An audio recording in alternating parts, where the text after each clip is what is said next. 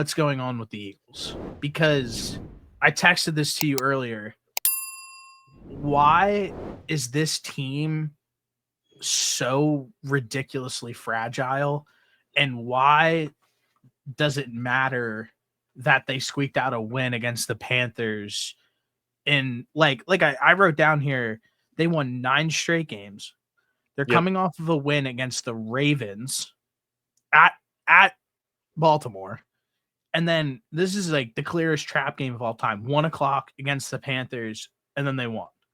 And then you easily have a look ahead game in this Panthers game where next week the Eagles play the Steelers. Like, that's clearly such a trap look ahead game, and they almost lost, but they pulled it out and on to But the next one. But something that I think, though, this is over the last 2 seasons, though. We have like a pretty big sample size that like the highs are so high with the Eagles, and like if anything like is wrong, like it just seems like the end of the world for whatever reason that is. I don't know. But what I did want to point out is I just think it's flat leadership.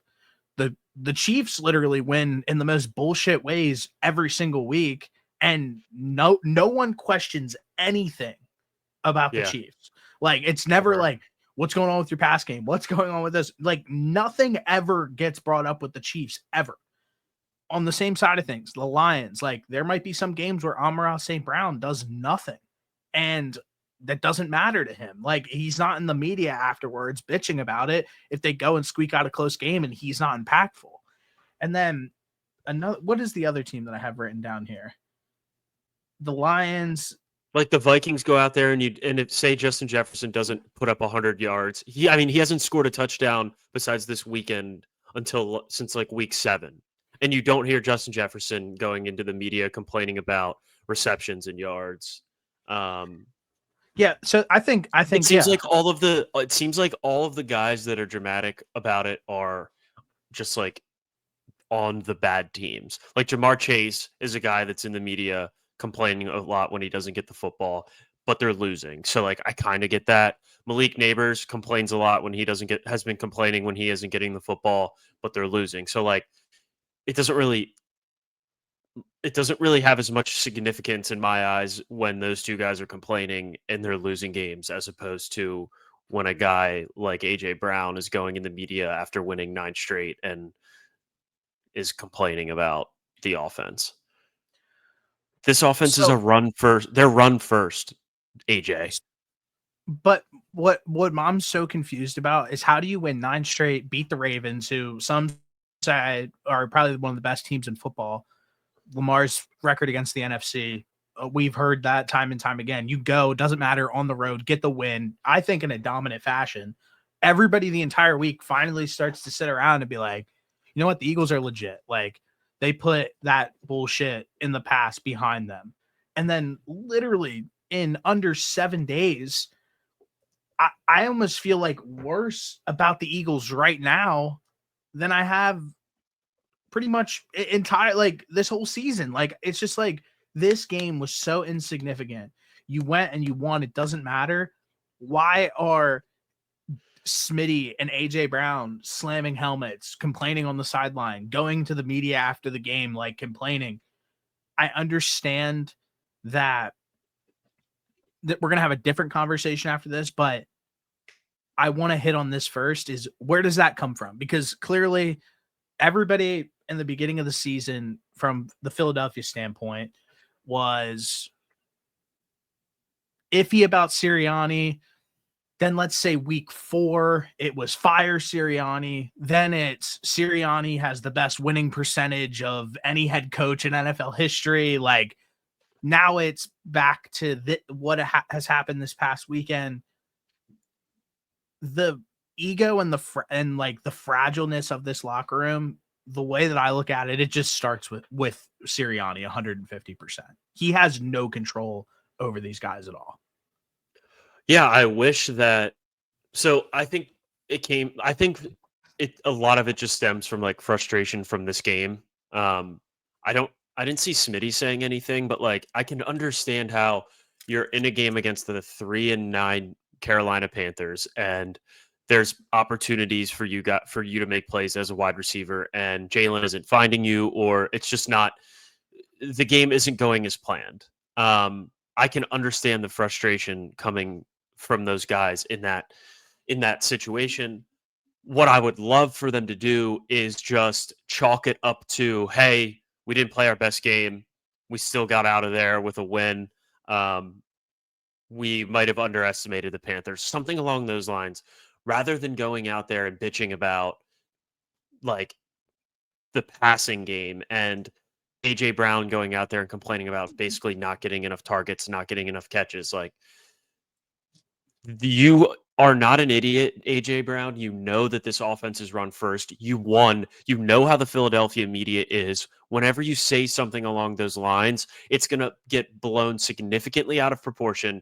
Everyone's going to run with it, and everyone is going to try and make it seem like the world is imploding in Philadelphia. And I just wish that he would realize that that doesn't need to happen.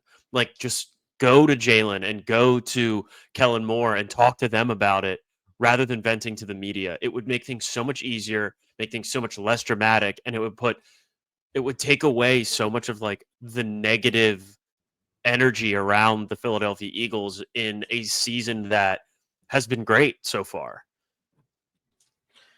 Devonta Smith says the offense didn't play to their standard. The problem, we're just not on the same page. So it's both guys after the game. Okay, that's fair. I didn't see that video, or clip, but he was right. I mean, I think that that's a fair assumption I think that's a fair statement. I would have just left it as, we didn't play to our standard today. We're going to get back to the grind and work on it. But you know what that starts with? Anything. Bad culture. They have a bad culture in Philadelphia. 100%. Yeah, I think that I would love for Sirianni to go and tell these guys, like, shut up. Like, we're playing good football. Like, you know how the Philadelphia media is. This isn't their first year here. It's not the Philadelphia media. It's the way that the guys handle themselves within the media. A good example, I know that, I think, but what happens is the Philadelphia media runs with it and makes it 10 times because more. They give them the content. The players are giving them the content. A good example is this past week, Jahmyr Gibbs posts a picture and they have like all of their audibles or something on the whiteboard. How did Dan Campbell handle it? Perfectly. And guess what? It didn't matter, and it got swept under the rug.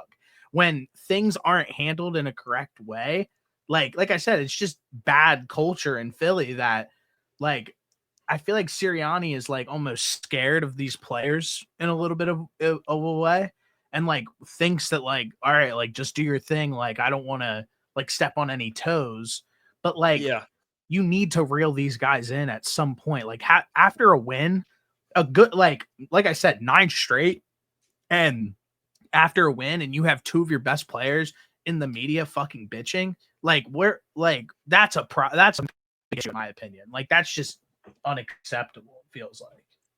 Yeah, and it's a little different, I guess, if it's last season and things are just sputtering out of control. But even then, like, still be talking to these guys constantly, like, keep everything internal. I hate when shit gets out like that and guys just, I don't know, like, it just feels like it's unnecessary drama. And we've seen this happen before where opinions get put out from the players, and then it ends up making everybody look bad. Because then now everybody's like, all right, well, what's happening with Jalen Hurts? Like, what's going on with this offense? Kellen Moore doing that. Like, it just brings up so many more unnecessary issues where, hey, really all that happened is Jalen didn't play his best game, didn't play a great game, didn't play a good game. And that happens in the NFL. I get it. You're frustrated. You want the football. And realistically, you should have beaten the Panthers by 10 points. You didn't. You got out of there alive. Chalk it up to, hey, not our best game. We maybe played down to our competition. We're going to get back to work and take care of the Steelers. Focus on the Steelers this week. It just feels like they just do this stupid shit. Yeah, and like you said, like, the Chiefs played the same Panthers team, gave up 27 points, won in overtime, like, so much to be like concerned about, and it's not even a talking point. So like I said, I just think that like that's a culture problem. And one thing I think I want to have an honest conversation about Jalen Hurts, if that's okay with you. And I want to start it with this. We praise Howie Roseman. Howie's done an amazing job. I'm not saying that he has not done an amazing job, but it's time to have a conversation about Jalen Hurts and what they have spent on resources. AJ Brown, $32 million per year. Devonta Smith, $25 million per year. They have good tight ends. I mean, Goddard's a good tight end. Calcaterra is actually like, I think he would probably start on multiple teams. Best running back in the NFL, who is also a receiving threat. Best O-line in football. But yeah, these are notable teams who are ahead of the Eagles in passing offense this year. The Chicago Bears, the Tennessee Titans, and the New York Giants. So my question to you is this an absolute misjudgment and misuse of resources for this Philadelphia Eagles team, which I agree with you. They're amazing. But instead of paying an arm and a leg for AJ Brown, who can't fucking shut his mouth after a win, I think Devonta Smith I would never get rid of him personally, but that's just me. Is it worth spending all of this money on like these luxury pieces that, I mean, let's just call it as it is. They're never going to get used in a correct manner with Jalen Hurts as quarterback. Everybody wants to sit around and say something about Kellen Moore and the offense and how simple it is and this, that, and the third. There's a reason for that. Jalen Hurts is obviously limited as a passer. There's really not much more to it. They need to simplify things for him as much as possible for him to be successful. And if they play a defense who is slightly dialed in on a week-to-week basis, and the passing game becomes very predictable and very easy to stop, but like, what's not easy to stop? Saquon Barkley and Jalen Hurts and the offensive line and the run game controlling the line of scrimmage. Yeah. So loaded question, obviously a lot of comments in that. But the first thing I want to ask you is that a misuse of resources to pay those guys that amount of money, that take up that much percentage of the cap, to not really have any use for them, like at all, for back-to-back seasons? Next, where do you think Jalen Hurts is as a player currently? Because he's clearly regressing week after week after week. And then lastly, there's really nothing lastly. I just want you to, like, the fact that the Giants have a better passing offense than the Eagles is insane. Yeah, like, that's an insane stat. But I think that the thing with Jalen has always been like, he's not going to be a guy that you're going to drop back and throw 40 times a game, but he's just going to find you ways to win a football game. And it's tough when you go out there and you don't have AJ Brown, because whenever he plays, you win football games. So like, that part of it is you're paying for a guy that when he's out there, you're going to win significantly more than when you lose. Now, is that because of would that be the same scenario if there was a different quarterback? I don't know. But I don't think I think we know what Jalen Hurts is right now. I think that it's not Kellen Moore's fault. I think that Kellen Moore is trying to build this offense around Jalen Hurts, and it's not like we're going to go out. We're so used to seeing the Kellen Moore offenses throw the football 30, 40 times a game, but Kellen Moore's quarterbacks have been Dak Prescott and Justin Herbert, who are undoubtedly better at throwing the football than Jalen. So like, I don't think the resources would be better off spent, because I think that AJ Brown affects winning a lot, and we've seen that since he's been an Eagle. So I don't think I would get rid of him. I don't think there's anybody on this current makeup of this team that I would get rid of. Like, I really like the guys that they have in this building. They're winning a lot of football games. I think the coaching staff on both sides has done a phenomenal job. I just think that uh, the expectation of getting the 2022 version of Jalen Hurts it should no longer be what people expect. That was the best year that he's had. It was an outlier. Can he still be a good NFL quarterback? Yes, but I do think he needs to be more effective throwing the football. And I think he can be, but I'm not expecting him to get to that 2022 level. But for the Giants and a couple of those other teams that you mentioned have um, better passing offenses is kind of disgusting. But at the same time, the Eagles are a run first offense. So like, how should I really feel about that? They're running the football, they're winning games, like they're one of the best teams in the NFL. Why would why would you want to change anything? I agree with you. The issue is taking advantage when they do decide to throw the football. And I think they do a very good job of taking advantage of AJ Brown and Devontae Smith when they throw the football. They didn't really do that this weekend, but I think 80% of the time it's pretty good when they throw the football. So I completely disagree with you when you said AJ Brown really impacts winning. I know that like on paper they're like undefeated whenever he plays or whatever like that. But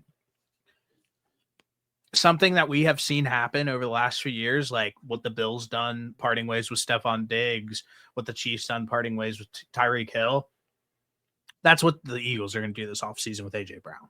No, I don't care what those two teams can afford to do that because of who they have at quarterback. The Eagles can't afford to do that. But they can because they don't use him anyway. So like you said, lose then. Let's get a run. But you can get somebody for half the price and do what AJ Brown does for them. If you were gonna be like AJ Brown, let's give you 150 targets this season, I would agree with you. Nobody is going to be able to replicate what he could do for that offense. But if you're not going to like actually feed him, like what's the point? That's what I personally think. Like you have the recipe. Like you have what you need for this team right now is like be a run first offense. Like you have, I think Smitty could be a number one on a lot of teams in the NFL. I know you like AJ Brown, so it's probably like not the easiest thing to hear, but that's my prediction right now is that one, I just think I know him and AJ are close, like Jalen and AJ are like homies, but like at a point, like if you're Howie, something has to change right now. You're spending entirely too much money. Let's just call it what it is. If you're spending 70 plus million on weapons and you have the the Patriots are the only team behind you as a passing offense, there's no reason to have those weapons at all. Would you agree with that? I mean, I don't know until I actually see what this offense is without a guy like AJ Brown. But for a larger sample size, because right now all I have to base it off of is the games that he doesn't play and the games that he doesn't play and they lose. So maybe long term that makes more sense. But I won't know that until what are you able to do with that money? That 32 mil per year. What are you able to do with that on the other like aspects of the roster? Like that's the way I personally look at it. I get it. You have Smitty, who was a first round draft pick. You have Jahad Dotson, who was a first round draft pick, and then you have AJ Brown, who fell to the second, but is probably arguably a top 6 wide receiver in the NFL. And you have one of the worst passing offenses in the entire league. What's the point? Like, what is like? That's what I'm getting at. Is like you could roll anybody out there at wide receiver at that. Like, look, you could have the Patriots wide receiving core at that point. Like that's where I disagree because if you just have anybody out there, teams rather than an AJ Brown and Devontae Smith alongside each other, you still have to respect AJ Brown when the Eagles do decide to throw the football. It's not like you have to go out there and respect, say, Jacoby Myers the same way you have to respect AJ Brown, and that helps out the run game. So like that part of it is important still because AJ Brown basically takes up 2 out of the 11 guys on a defense, and that puts favorable numbers on you as an offense. So I don't agree with that part of it. Like just replacing him with anybody. I mean, I think you still need to have somebody out there that is respectable, but like I don't agree with just moving on from him and fill in that role with anybody else. I know you're an AJ Brown guy. I know. I'm looking at it I'm trying my best to look at it straight, like objectively, because how many times, like, and plus I've only seen this offense without AJ Brown like a handful of games, and it's just not the same, and they don't win. Now, Correct. Take AJ Brown out of the scenario, and it just be any, like, you say it's Amon-Ra St. Brown, like that makes it a lot easier for defenses against the Lions too. But they have Jameson Williams is still really good. Yeah, but you take away Amon-Ra, but you still. How much is Jameson Williams making? I know, but that money will be made down the road if he continues to play like this. Yeah, maybe. And then you're in that spot with 2 expensive wide receivers, and you're going to have to pay Jahmyr Gibbs. But at that you have point, the same off. But at that point, then we'll be having a completely different conversation about roster and where they're at. And I think like right now, like I said, I think Howie's obviously nailed the draft, has done all the right things, and their defense is obviously in like a crazy position now, way better than what it was last year. And I still think that they could probably add an edge rusher and it not like kill them. So I think that that is obviously a big like green check mark, but like the quarterback makes 51 mil a year, AJ Brown makes 32, Smitty makes 25, and you have a better passing offense than one team in the NFL, and it's the Patriots, and it's not by much. Listen, all I know is when AJ Brown's out there, the Eagles win football games, and when he's not, they lose. So, like, that's all that I have to base this off of. I think you make a valid point, and I think there is certainly a conversation that to be had, like we just did, when the Eagles are that low on the totem pole as passing offenses go. But like, I don't think they're in the same spot if you put out the same type of if all things are equal with this offense and defense minus AJ Brown and you just put in a middle of the road wide receiver, I don't think they win as many football games this year as they did. I'm letting you know right now. My prediction: the Eagles could win a Super Bowl this year. AJ Brown won't be on this team next year. That's all I gotta say. And I think that that's fair. How old is AJ Brown? 26, 27. I don't know. Yeah, he's 27. I mean, they could still get a good amount of return for a guy like that. Hey, I'm just saying. I wouldn't be shocked. White clouds blowing out when we max 4-5, not the size, but it kick up. Highlight of my life, man.